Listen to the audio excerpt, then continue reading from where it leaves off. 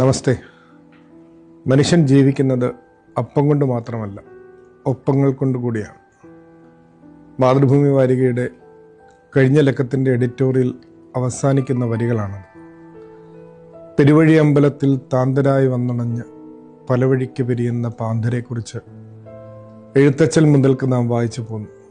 കൂടിയല്ല ജനിക്കുന്ന നേരത്തും കൂടിയല്ല മരിക്കുന്ന നേരത്തും എന്നതിനാൽ മധ്യേ ഇങ്ങനെ കാണുന്ന നേരത്ത് മത്സരിക്കുന്നത് എന്തിനാ നാം വൃഥ എന്ന് പൂന്താനവും ചോദിച്ചു.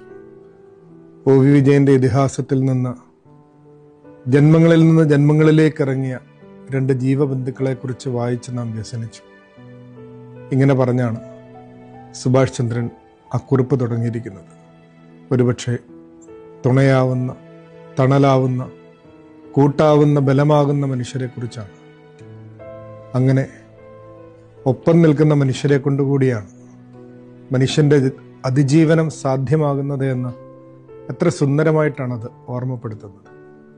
മനുഷ്യരെ ചേർത്ത് പിടിക്കാനാവാതെ പോകുന്ന നമ്മുടെ ധാർഷ്ട്യങ്ങൾ, മനുഷ്യരെ ചേർത്ത് പിടിക്കാനാവാതെ പോകുന്ന നമ്മുടെ വേഷങ്ങൾ, ചിഹ്നങ്ങൾ, അടയാളങ്ങൾ, മനുഷ്യരെ ചേർത്ത് പിടിക്കാനാവാതെ പോകുന്ന മതമേറ്റുന്ന മതപ്രസംഗങ്ങൾ, മനുഷ്യരെ ചേർത്ത് പിടിക്കാനാവാതെ പോകുന്ന നമ്മുടെ കാർക്കശ്യങ്ങൾ, ഒരുപക്ഷെ ഗൗരവതരമായ ഒരു തിരിഞ്ഞുനോട്ടം എല്ലാ തലങ്ങളിലും അനിവാര്യമായിട്ടുണ്ടോ എന്ന് നമ്മെ ഓർമ്മിപ്പിക്കുന്നു.